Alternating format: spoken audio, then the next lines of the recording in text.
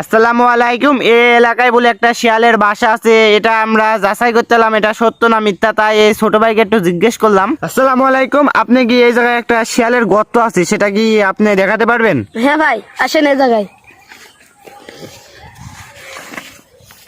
আসেন ভাই, নিচে আসেন। এই যে দেখেন ভাই, এই যে।